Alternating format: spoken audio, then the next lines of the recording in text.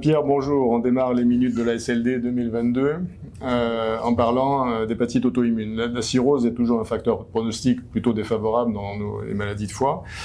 Concernant l'hépatite auto-immune, est-ce que c'est le cas? Alors pas forcément. J'ai retenu un travail américain qui a étudié le devenir, c'est-à-dire les complications hépatiques et extra-hépatiques de patients qui ont une hépatite auto-immune avec une cirrhose au diagnostic. C'est une étude qui porte sur 34 patients qui sont suivis sur 8 ans, d'âge moyen 52 ans, 80% de femmes comme habituellement, tous traités par les traitements classiques, en particulier l'azatioprine ou une combothérapie avec de la cortisone. Et comme vous le voyez sur les dias, à la fin de la période des 8 ans, 2 tiers des patients sont en rémission. Et sur ces patients-là en rémission, seulement 20% ont présenté une décompensation, qui n'est pas précisée dans l'étude.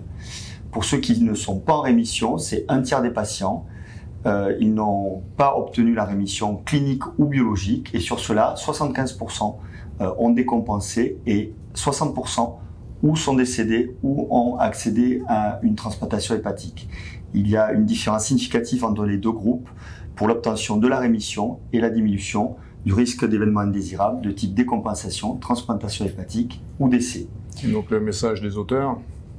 Le message des auteurs, c'est de dire que quand on a une cirrhose auto-immune au moment du diagnostic, le fait d'obtenir une rémission rapide et prolongée est plutôt de bons pronostics.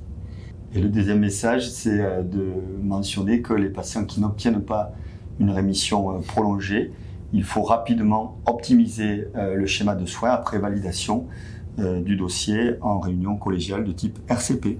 Et que ce soit le Celcept ou le tacrolimus sont autorisés chez les patients cirrhotiques. Autorisés Merci Pierre. sur cirrhose. Merci.